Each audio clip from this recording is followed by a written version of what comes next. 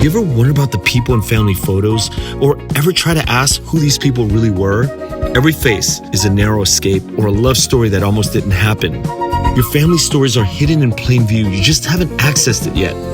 There are versions of these rebels and dreamers before life told them who they needed to be. And I'm not talking about the shiny stories everyone knows. I'm talking about the soul-crushing experiences with heartbreaks and real loss. You got to preserve these stories now. So contact the VietnamStoryBank.com today. No polish, just raw, recorded, beautiful history that makes you sit up and hold your breath. We dig it all up, record it, and hand it back to you. Safe, unerased, untouchable, and unforgettable. Don't let silence have the last word. Go to VietnamStoryBank.com today. Make sure your family's stories are recorded. Welcome to the Vietnamese podcast. Today I have Cathy Linh Che on. Welcome to the podcast, Cathy. Thank you so much, Kenneth, for having me. You're very welcome. We have met many times in the past few years, and finally we get to sit here and talk about your work. I'm so glad. Yeah, me too. Very happy to chat. We have talked in the past about we grew up sort of in very similar, we grew up in the same town and very similar Vietnamese Catholic circumstance. And I think it's very interesting. It's its own sub niche of Vietnamese American LA because, there's these camps that we both went to for church, and it's rare that I get to talk to anybody about it. And we talked about it, and I keep thinking about that the last time we talked. Yeah, it is still a big part of my life. In fact, my niece and nephew both just came from camp last weekend. It was a Liên Đoàn camp. I know about that one. They're from St. Lucy's, Long Beach. So they're that next generation. So for me, I grew up in the 80s and 90s going to these camps, and they were really formative, just in terms of having a community, in terms of structuring my life around, they just had ritual. They had, identity. It was all of it. So I really, really had a strong sense of movement through that space. Thiếu nhi thân thể. Yeah. When I think about Sundance Film Festival, and I think about your film, We Were, the scenery, and I think about your parents, and I think about all the things that are circling around these ideas of story and narratives, and then to think about what a beautiful childhood when I think about the church. Can you walk me through this from when they left Vietnam to today? You're in New York, and I want to hear and share with the audience your life story. Sure. My parents, they married in Vietnam during the war. So, not long before, let me think. So my mom, this is the story. And the story today may not be the story when I pick up more information from my mom in the future, because she might correct it. But I've heard these stories my whole life, right? So this is something that I think is how I would trace it. So my mother's journey is that she grew up in a village outside of Da Nang. She, at the age of approximately 13, was separated from her mother because American soldiers had entered the village and were supposed to be there to protect, in theory, right? Protect Vietnamese people, but they were not there as protectors. In fact, they were there, and there were these young boys. they're Marines. Let's imagine anywhere the youngest would be 18 years old. And when they saw her, my mom was a very beautiful young woman. And at 13, they would just sort of go up to her and just like make this gesture of trying to cut her hair because they wanted just a little piece to put on their helmet, like a little like talisman. And when my grandmother saw that, she immediately sent my mother away to Da Nang, the city, to live with family. And so during that time, my mother was an only child because my grandfather died when she was born. So during that time, my grandmother met my step grandfather. And when my mother kind of got wind of that or heard about that, I think some part of her had kind of changed up. And the other thing is she couldn't go to school anymore, right? Because, she was in a place where the schoolhouse had been destroyed. So after 6th grade, there was no more education. So she was starting to become an apprentice, right? So that an apprentice to her trade that she was learning was to learn how to sew. So that was what she was trying to do. So she essentially was going to school to learn how to do that. And then she, she worked at the soy sauce factory with her best friend for a while. And then around the age of 17, she heard there was a job elsewhere. So she went to Saigon at 17 with her best friend, and she lived with family. And that job didn't pan out. So she ended up doing more apprentice work, as a seamstress until she got a little bit more into it and got paid. But while she was doing that, she met my father. And so, my dad is 14 years older than my mom. He was, his story is that he was born outside of Quy Nhơn in a village called Hoài Hương. And his dad died when he was born, and then his mom died when he was 10. So he's an orphan. And his oldest brother is a Catholic priest. So my mom's family is not Catholic. My dad's family is Catholic. But then my mom converted to be with my dad. And so somewhere around 3rd grade, my dad's education was also interrupted.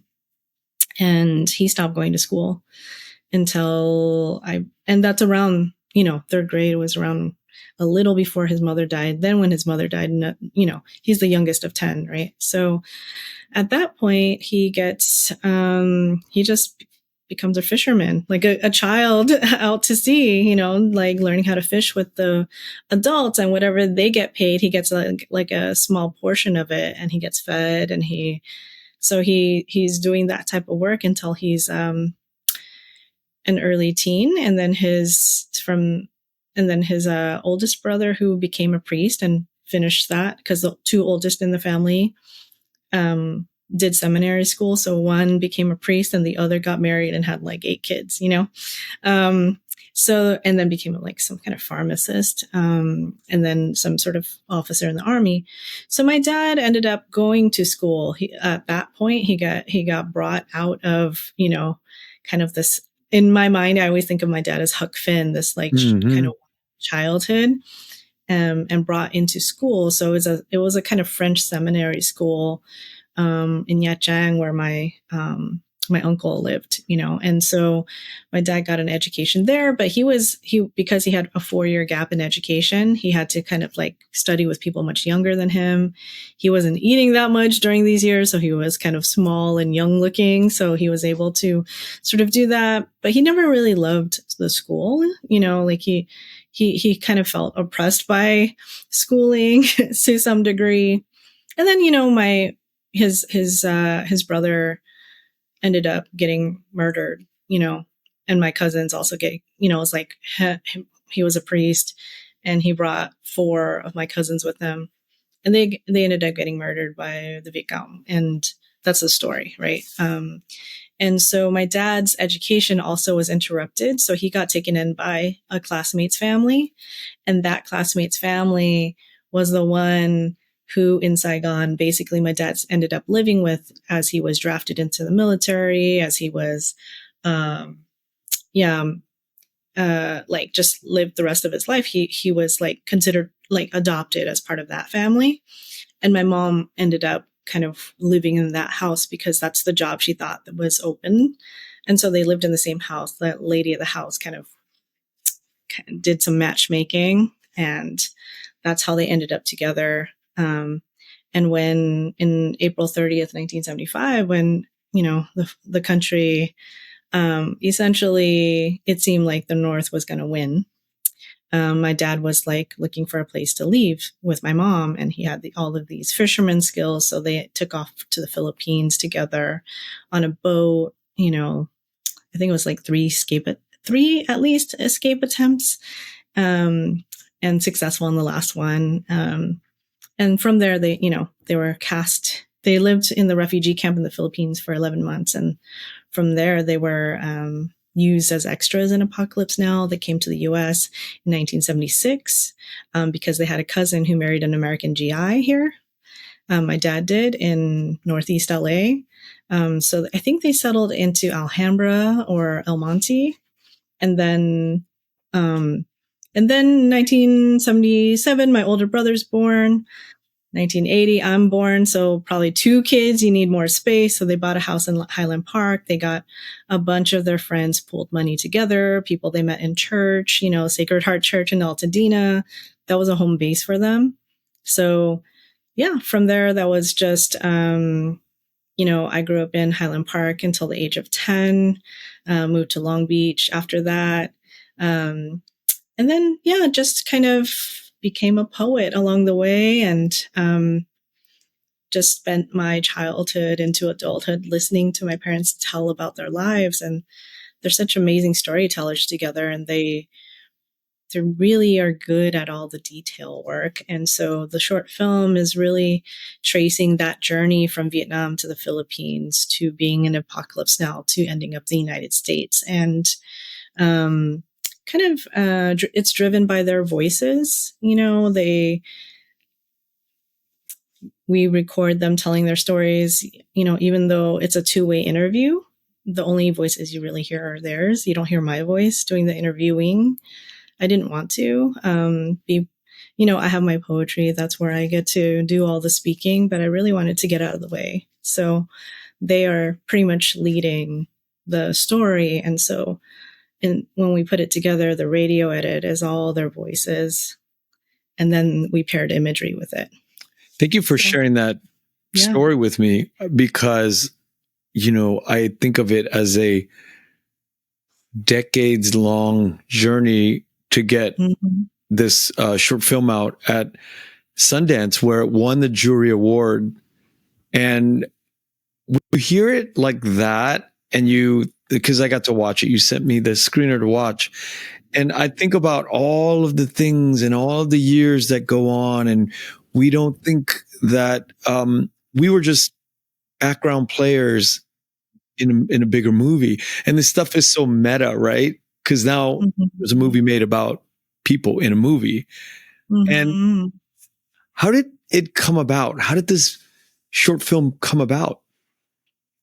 It was poetry first. I mean, I've been writing about my parents' stories, about being people in Vietnam during wartime and as refugees and their first years in this country. And in large part because I felt this like really urgent, insistent absence within most literature, most media, especially growing up in the 80s, 90s. I didn't see very much of my parents' lives or our community's lives really represented in these spaces. So, poetry is my first love. And so that's what I wrote into. And then I'd been doing research in terms of interviewing my family, going to Vietnam, going to the Philippines, going to the refugee camp, going to the site of where Apocalypse Now was filmed in order to pursue this poetry book.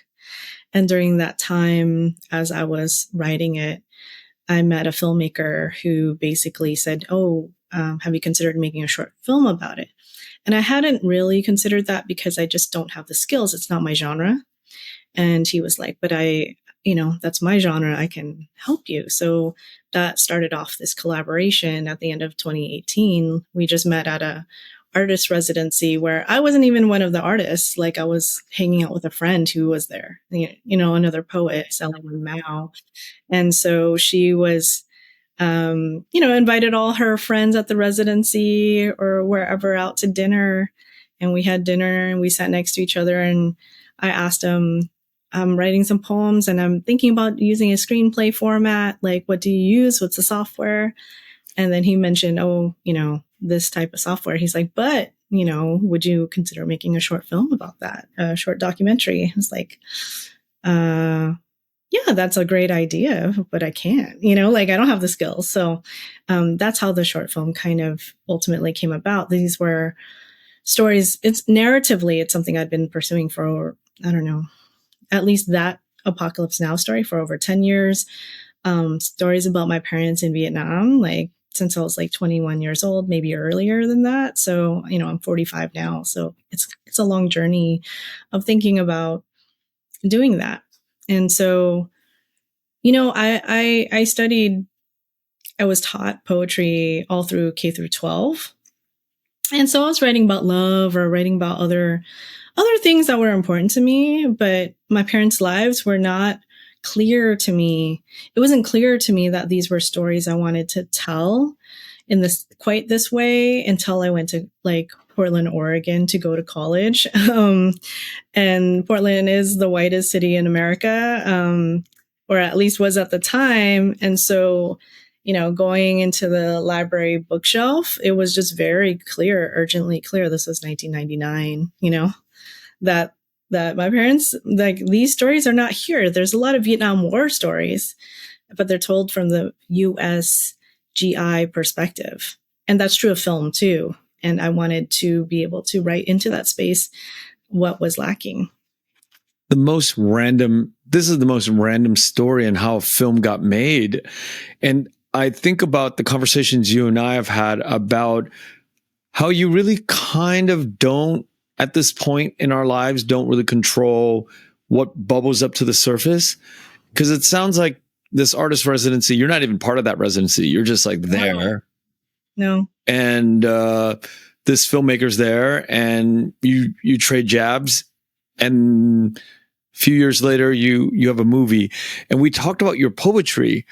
The ideas in poetry, I think we talked about muscling. I think that was the idea, where at some point you don't put that kind of that effort behind it, but you kind of let go. And I think different traditions call it the muse or divinity or whatever, but that sort of like creeps up into the formation of the ideas of the narratives that you're putting out there, or artists that are really a little further down the road. It's not about age, but it's just about the confidence to let go and let the narratives come out. Yeah, I mean, confidence is a big part of it. I think that I had anxieties around telling this particular story because my first book, I didn't feel anxious about so much. I mean, my first book's called Split, and it's about the intersection of my parents' lives under wartime and my own experiences of sexual violation. And so I felt very much that these are personal stories that don't need vetting. I felt very confident that it's not part of this larger, even the Vietnam War, it is a bigger story. Like my family stories, nobody's going to kind of tell me you don't have the authority of, no one's going to fact check whether or not my mom, had this experience or whether or not I had this experience. But with Apocalypse Now, as this larger story, it's a beloved film. People consider it one of the greatest of all time. People are constantly telling me how much they love this film. And it's also very storied. The making of is very storied. So they're asking me, oh, have you seen the making of the film? Have you heard these stories? So there's a lot more lore that is known around this film. So it made me feel like I needed to do a little more research, or at least become more attuned to the story around that, which I'm not that interested in, to be fair. Like, that's not my mission. That's not my focus. But because so many people have all of this knowledge around it, it felt like, oh, it behooves me to know more.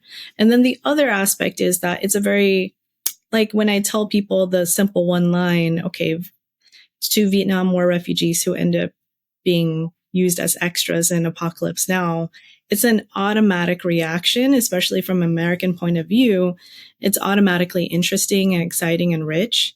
But in terms of how do you tell that story well, how do I approach it? Because there's so many ways to do it.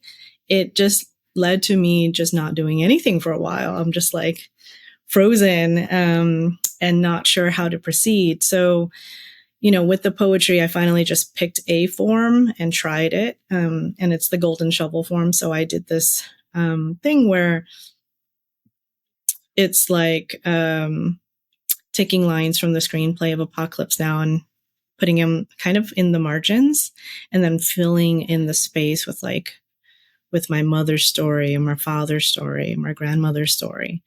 And so that was this kind of, it was a formal way to restore, the perspective or point of view of my family's actually the center of this story, of this version of the story.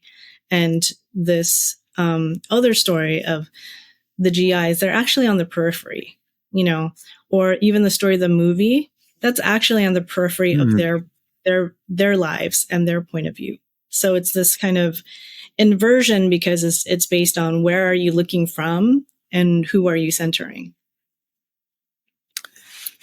But back to muscling. I mean, I'll just say, some of it is like at some point there is, I do automatic writing. So there is like, I write these in this book. The first book was all my voice. And the second book is a mixture of my voice, my father's voice, my mother's voice, my grandmother's voice. And I did come to their voices through this act of, divination or poetic seance and just like listening to them. And I've been listening to them my whole lives, right? So it's not hard for me to just listen and have that interact with my English and my reading and all of that, and for it to come out into, this form or this literature in the end.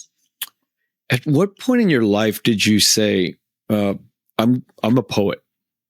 I'm a bona fide poet.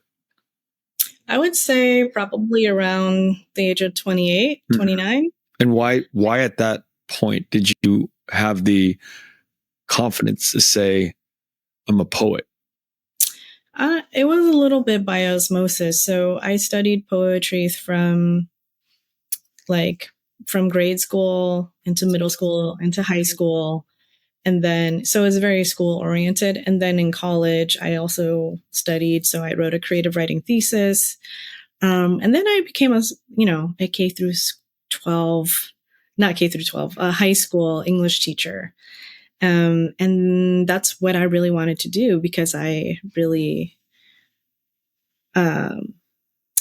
literature really made me feel less alone. It made me feel alive. It made me, there was all this beauty and wonder and pain and politics. And it was just, I just connected to it so beautifully that I wanted to be able to do that for other high school students that, my high school teachers were amazing. So I wanted to be able to provide that for other high school students, like now that I was older. But it was so difficult. I didn't write a thing during those years. I tried sometimes, but outside of that structure of school, I didn't know how to. And so after I was a high school teacher, LA Unified School District, I taught at Bell High School. I did that for 3 years. I applied to MFA programs across the country to get my master's in fine arts in creative writing and poetry. And for me, I didn't have ambitions around writing a book. I never thought about that. I just really wanted to study this form to expand what I could do, to do something new with it, just to grow. And during that time, I got into several programs, but I ended up choosing to move to New York from LA and to attend NYU. And, I was always like, why do I do this thing? This thing in the dark, this thing that nobody in my life fully understands. Yeah. But then I entered into a space where everybody was writing poetry. And everybody was doing it on the side, privately, secretly, to some degree. And I think that over time, it was just by surrounding myself with people who felt so strongly about becoming artists that I finally, somewhere along the way, it just seeped into me. I was, I am a poet. I am an artist. That is my identity. And it just happened one day. It wasn't a decision. I love to hear that you said it wasn't a decision. No, the decision to do the MFA was a decision. Yeah. Once I was there, something through the being surrounded by it, it just became sort of, oh yes, this is part of me. This is who I am. Yeah. So that was not a decision. I didn't decide it one day. It just became clear. You and I are former Catholics. And by definition, you're always a Catholic because we were baptized Catholics.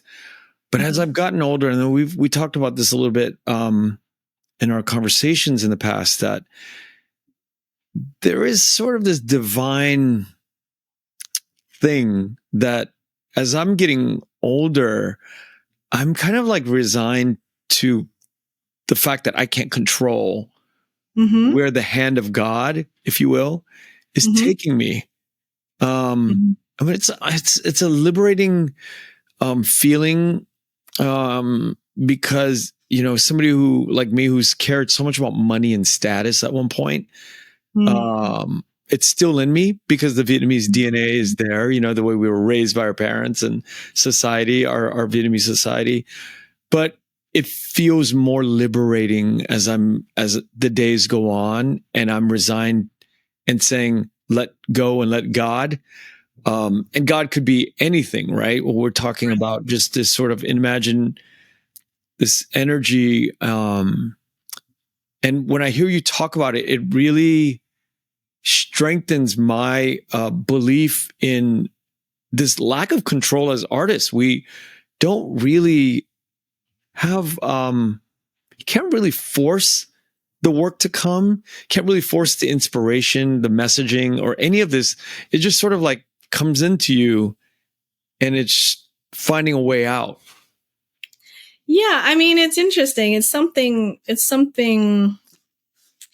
like I personally find it to be this balance between, quote unquote work and inspiration or intuition, because for me, at least, like I need a mechanism for that intuition to materialize. Right. So, for instance, for spans of time during the year, I have a daily writing practice. When I'm too busy, I put it on pause, but then I return to it. And I consider it a practice because it's not necessarily to a specific end. It's not like specifically, I need to write X to get to this goal all the time, and share with me the practice if you're open to that. Yeah. So I joined this group. It's called The Grind. It's just a writing accountability group where you write every day for a month, write or revise every day for a month. And you're put into these groups, these email groups of, let's say 6 to 12 people. And some might be your friends. You can organize that, but most are strangers. And you just write something every day or revise something. And then you just send it to each other as a way to be like, I did it, and you don't put any comments on it. You don't do any of that. It's just, I wrote today here we are. And so for me, like, I've gotten to the place where when I do my daily writing, it's like good, bad, or ugly. It's like this practice so that I don't feel rusty. I don't feel out of touch with my intuitive self or my intuitive practices. So I feel like that's what it, and then whatever comes out, sometimes every once in a while, something comes that I'm like, oh, I really love that. Or I love what I'm building upon in these moments. And so that might be something I save, but I don't feel like this pressure necessarily to create in that way during the creative process or the generative process. So that would be some of it. Poetry lends itself to that more so than other genres. I think like if you're trying to write a novel, there's the sentence writer people, there's the people who write sentence by sentence and they're just trying to find what happens and they're allowing surprise to happen. And then there's the plotters, who have like a shape and a plot and an ending in mind. And then there's people in between. And there's so many skills that go into writing long form prose, that it might not work the same way. But for me, I find I find that like having just this daily poetry practice, it's extremely satisfying. I don't have a ton of control over it. Just whatever I listen to and let in, it comes to me to some degree. Even though sometimes I direct it a little bit. I'm like, I actually want to write about what's happening in the world. So I'm thinking about politics. I'm thinking about this. I feel like I owe it to myself to find this like safe space to explore these difficult questions of my life and our time. And I want to be able to have like my space of poetry, include all of it.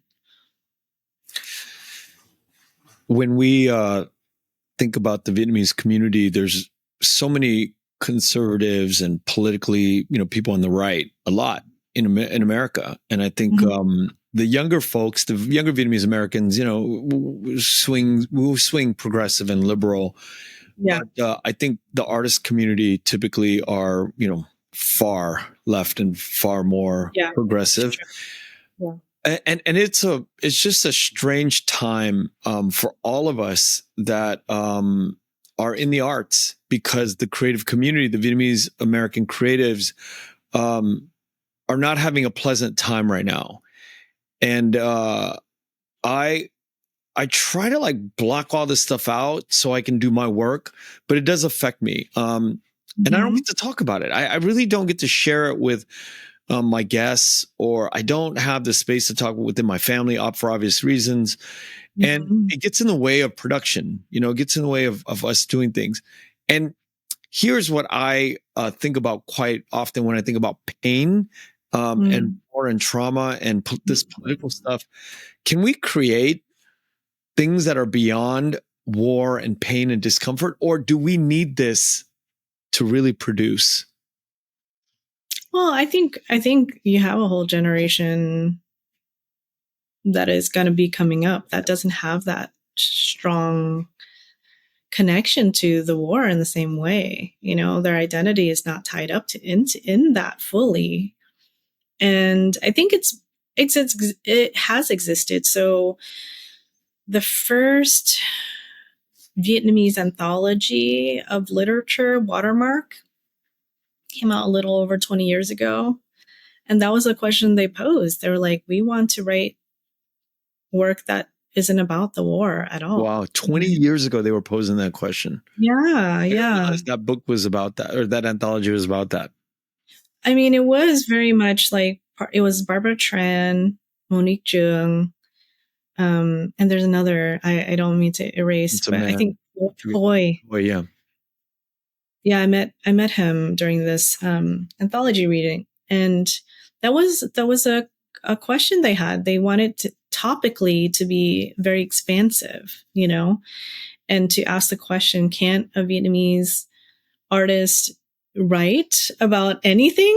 And the answer, I think, was yes, resoundingly in that anthology.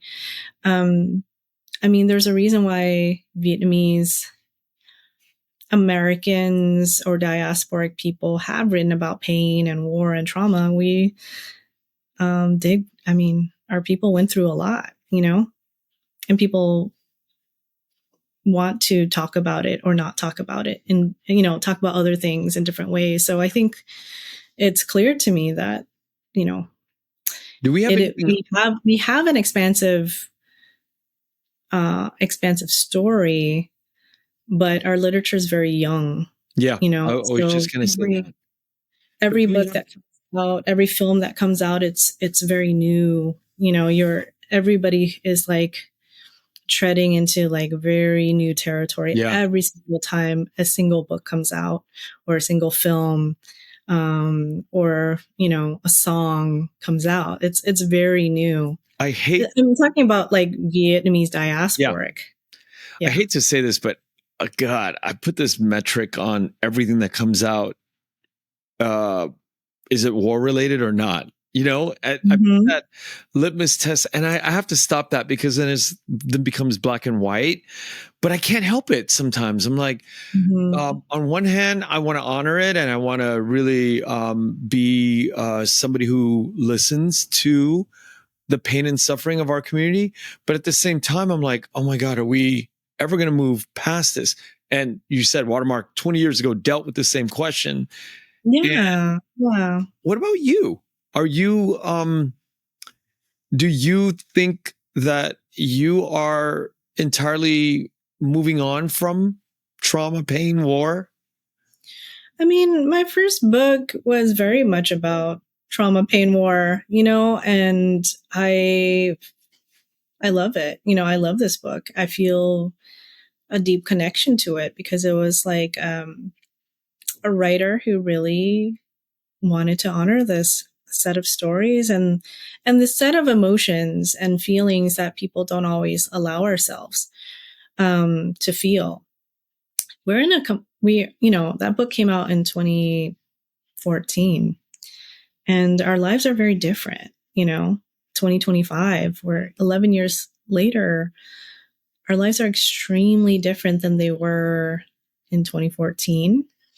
So there is a need, I think, for me at least. I'm not going to speak for other people entirely, but there is a need to acknowledge our full self. So, I mean, the fiction writer and visual artist Letty Zimpui, I went to one of her readings and she's like, I want to bring whole Vietnamese people into the room, not just our trauma. So I really took that to heart to kind of listen when my parents are telling their stories. They're not in pain, actually 50 years after the end of the war, they are very funny. They're very joyful. And I think, I've been playing the film at various festivals. And so there's another film that I watched. It's a documentary about, it's called Year of the Cat. I don't know if you've watched it, but it's about, Tony. It's beautiful. Yeah. Yeah. Tony Boy, right? That's his name. Wait, no. Tony Nguyen. Wrong. Tony Nguyen. Sorry. Tony 3 seasons, but yeah, Tony. Yes. Tony Nguyen. Tony Nguyen, really humorous, has another generation, his kids. And it's about him searching for his father. And it's all of it. You feel you're on this journey with that main character that is a documentary. You're on the journey with Tony as he moves through, but there's a lot of humor, there's a lot of joy, and there's sadness, but it very much feels like this whole person, and it has very much, it's place-based. It's about what it's like to grow up in the Bay Area, like of his age, the types of intonations that you have, the types of like people you have in your family who are mixed race, for instance. You have like, you can tell he, grew up, like his accent is actually like it's an urban accent, Bay Area so accent, yeah. So there's a lot. to that film that I felt like, oh, a lot of people are thinking a lot about this. Like, what is the representation of our people and ourselves? And it's not just all pain and trauma. And no war. It is actually all of it. Yeah. And it doesn't have war, but something in it is related to the war, because that's just our reality, which is, why do you have this separation between yourself and your father? Why would your father be in Vietnam and not in the US, right? Like, there is the diasporic experience that was generated by the separation, probably because of war, not because of just a generalized immigration narrative. Yeah, he was on a few weeks ago, and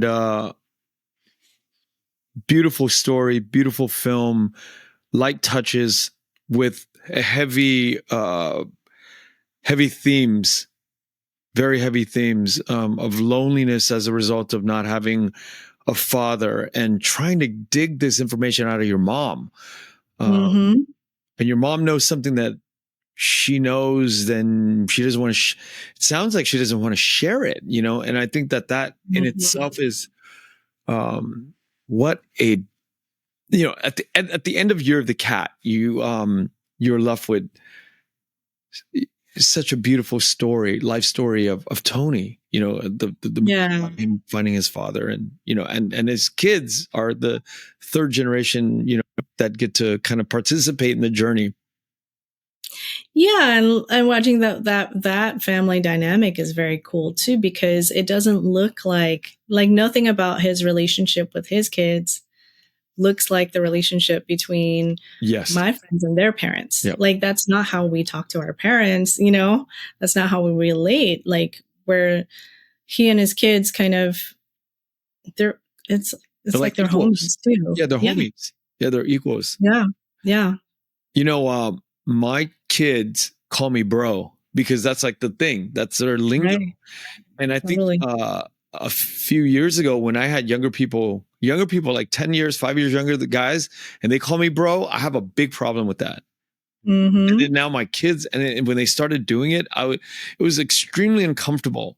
But I think I was like, wait, this is the reality. This is what they think. It's fun, and they think, but they're not calling me bro. It's just part of the thing, right? It's just the way they. Well, yeah, I think that something you mentioned about money and status before, about that being kind of Vietnamese, there's something to that. I mean, my parents have their own version of that. They're not very money oriented, but they still feel this obligation. For instance, like, part of what my mom feels shy about, like, going back to Vietnam, some of it is just her health. She can't do it.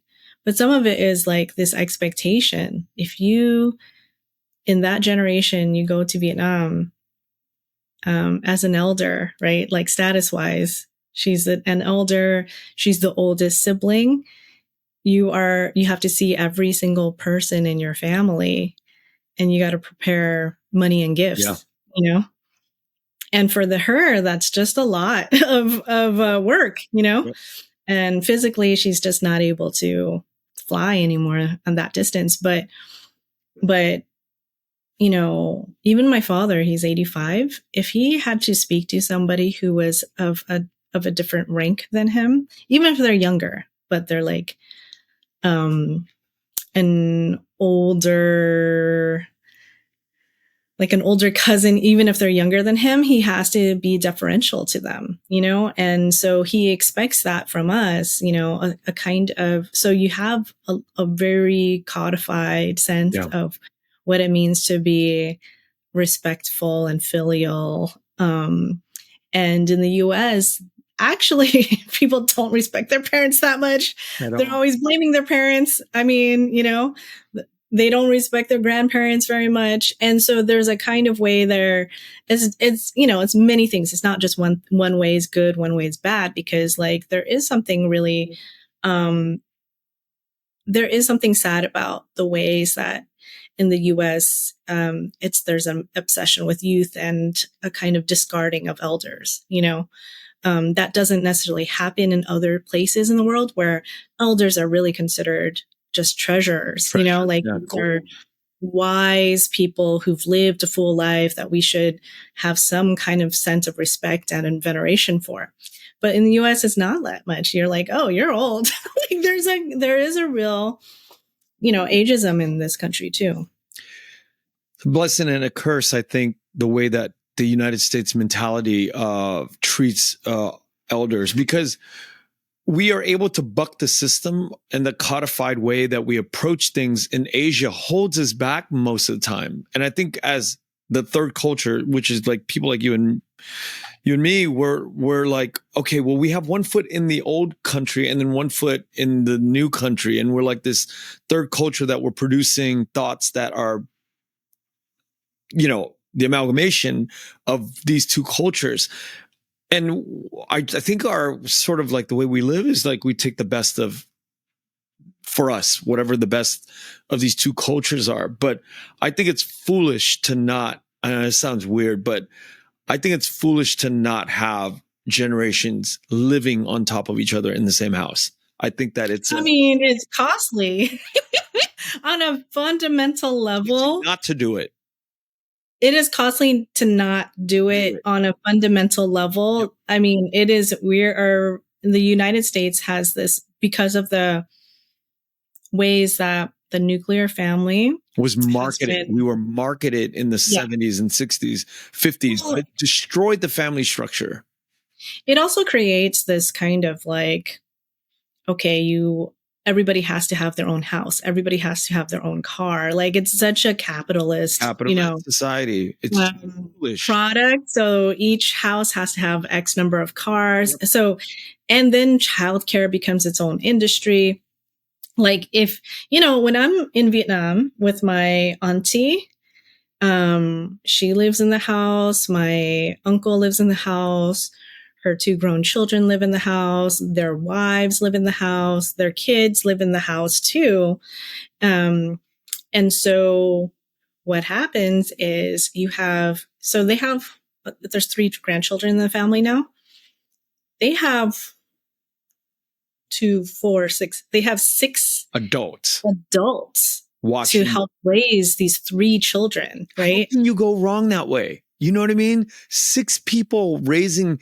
Oh my God, that's like a fantasy for me. It's like, yeah. No, because there's also so many single parents, right? Like, single parents trying to, like, they call it solo parenting. Like, why is that a term that exists when in the past people really, and not that long ago, I'm talking about the 60s, the 70s, totally. I was still like understanding or hearing the phrase, it takes a village to raise a child. These days, like nobody wants anybody from the village telling them anything, like That's why we have depression. To them at all. That's how we have depression, suicide. That's how we have these high numbers of like a dissolution of society, because it's true. It's just savage. I think that the capitalist way of, my mom moved in with my ex-wife and I like 8 years ago. Mm-hmm. And, we were raising my 2 kids, and then my ex-wife and I had a divorce a few years ago. And so it's like my mom still lives with me. And then we would have these like massive fights, my mom and I. And she would threaten me out with her siblings. I go, no. From now to the day you pass away, you will always be with me, because my brother lives in Vietnam. I was like, there's no way.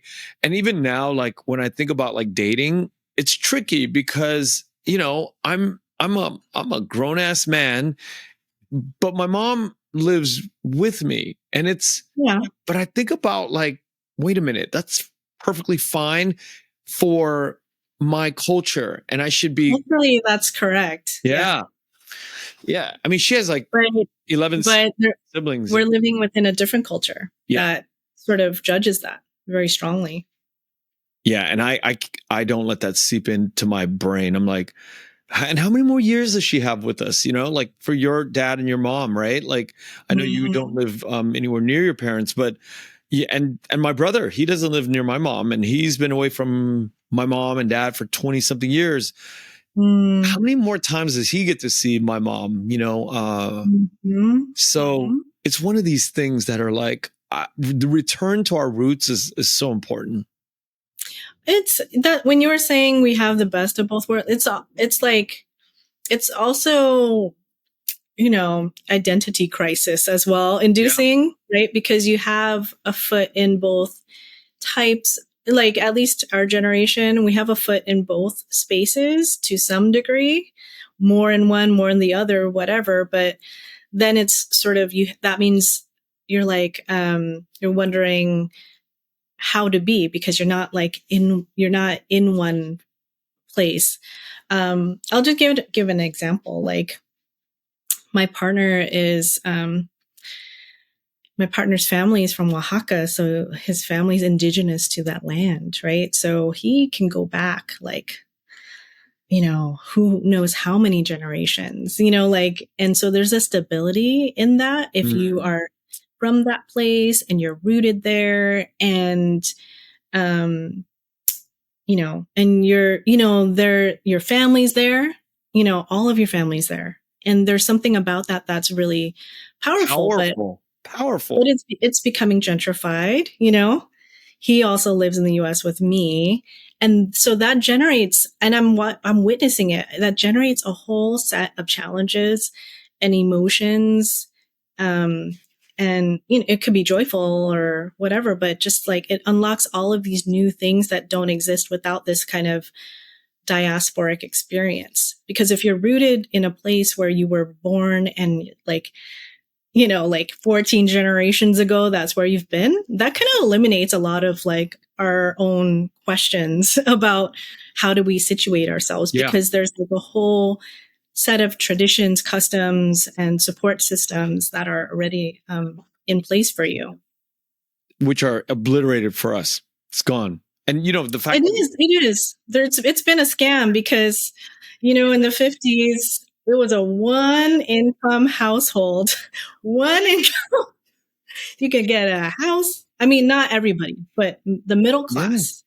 You can get a house, a car, and go on vacation and feel like, and retire. They're on one income. And I think there are some people who could do one income, but you got to be upper class, or you got to live, I don't know, you got to live somewhere where housing is very cheap. Yeah. That's not New York. Have you been to Vietnam? I have. So for the film, for the book, I went to Vietnam to see family, and to do research. I guess I call it research, but research is just visiting the places and having conversations with people, including my family. So my first trip back to Vietnam to do the research for this book was 2015. I got a Jerome Foundation travel and study grant. I visited my auntie, and she told me the story about an uncle that I have that I never knew about. And at that point, 2015, I was 35 years old. And that was the first time I heard that essentially in 1975, my grandmother was pregnant with a baby, and she gave birth to this baby boy that she had to give away to this German convent, because she was sick. She wasn't able to take care of him, and nobody could take him in because it was like in the throes of wartime. And so my aunt, I think she was around 10 years old then. And she says, like, I wish that I could have, the baby just kept crying and crying. I didn't have milk, so I couldn't do anything. If only I could have like calmed this baby down, then we could have kept him. So that's like her youngest brother, right? And so they didn't write down his name. They didn't write down the name of the convent. They just gave him away. And to this day, I didn't know. My mom never told me about this like until that moment. So that was kind of what going to Vietnam and doing quote unquote research opened up, these like stories I had no access to otherwise. My God. Because my mom probably didn't know either. What a painful story. It is painful. That's why it's like, we don't want to tell stories of pain or trauma, but it's part of our story too. It's not like it's not like obsessively focused on it, but it's like, how can I not tell that story? That's for me. How can I not tell that story, especially as a poet who is interested in moving away from spaces of silence. This was silent for many years. For me, at least, it was undiscovered because I think my mom didn't know because she was grown by then. She was like 22 years old and she just lost a baby herself, so there's a kind of, my grandmother had her when she was young because that was like, that was the common thing then. Mm-hmm. So you could have a child who's like in her 20s and a new baby, right? So yeah, that was something that opened up during that time. And, like the film, like it has sadness in it, but it also has, this is the other thing. Like when I hear that story, I'm heartbroken, but the truth is our reality is much more, that's 50 years ago and 50 years into the future. It's a different Vietnam and it's a different situation as Vietnamese Americans. So, I mean, my dad's a Trump Republican too, so he's kind of having a good time during a time when a lot of us are not having a great time, especially because, Vietnamese American young people, like it is like what you said, I think it's like a couple years ago, I read a newspaper article about how it's the most dramatic swing from right to left generationally because, and I don't really blame my parents. It is propaganda, but it is also like they lived through a very murderous like experience of what communism looks like. So anything that sounds like social welfare or communism is so scary to them because that sounds like corruption and mass death and torture. Like they're literally, and kidnappings and all of these things. So I can't really say, sit you down when I haven't experienced that myself to sort of correct your own ideas or preconceptions. It's not gonna happen, first of all, because my dad's not a listener, but it's also sort of not something I have firsthand experience enough to like talk to him about. Yeah. There are some really kick butt poets out there, Vietnamese poets, Ocean Vuong, Lan Dương. There is Nguyen Phan Quay Mai. There's you. Tell me about how you feel about all these poets that are making their marks out in the world today. Like, it's very different from 10 years ago where we didn't have. True. Yeah. Tell me about how you feel about all that. I love it. It's different from 10 years ago. It's definitely different from 20 years ago. And I feel like there are poets that existed 20 years ago. Linh Dinh, for instance, like had been writing when I was in high school, and so that definitely existed. But in terms of a larger body of Vietnamese American poetry, it feels very exciting to me to feel like I get to be in conversation with all of these writers and all of these voices. We are filling in the gaps where you don't feel this burden of responsibility for filling in every single thing. You can tell your story and you can build on each other in conversation.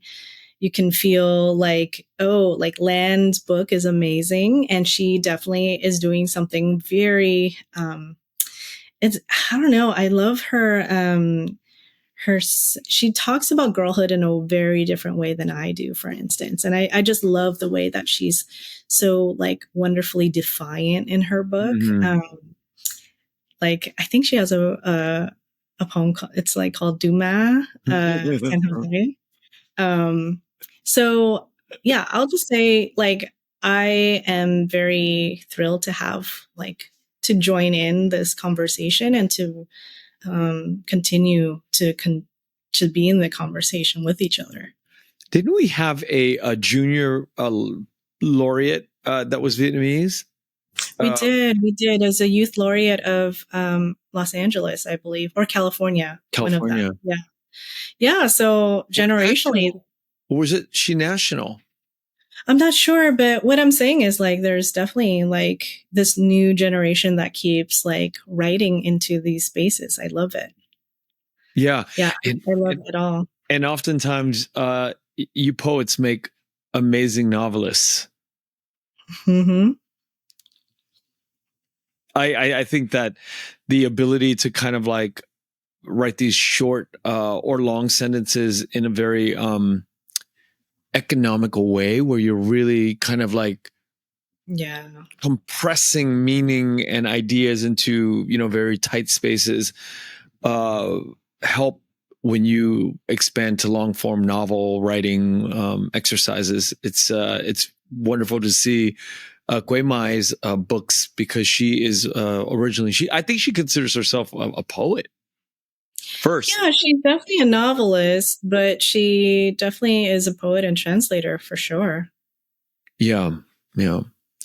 Cathy, thank you so much for coming on the podcast and sharing your, you know, it's important that people in the audience get to know who the Vietnamese creatives are, especially poets and people who have who are processing these ideas of cultural identity. It's really important for all of us to get to know you. Yeah, thank you so much for making the time and chatting with me. I'm really grateful for this space. And thank you for chatting with so many Viet folks, just to have this like diverse set of conversations. It's really wonderful. Thank you. And how can we see We Were the Scenery?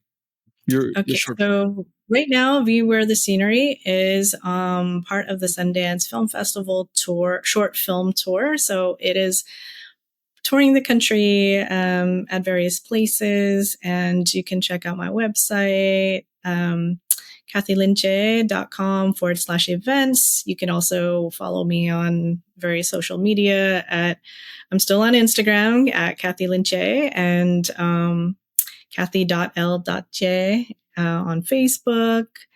I guess I have a Blue Sky as well, but those are the main ways. Just follow and you'll get updates as to how you can see it. Because right now it's still on the festival circuit, as well as, you know, coming to various screenings across the country. Thank you so much, Cathy. Thank you so much, Kenneth. Thank you for listening to The Vietnamese with Kenneth Nguyen. Special thanks to Brittany Tran, to Jane Nguyen, Catherine Nguyen, Tina Pham, Sydney Jamie, and Christo Trin. Please find us on Instagram, Facebook, and TikTok at The Vietnamese Podcast.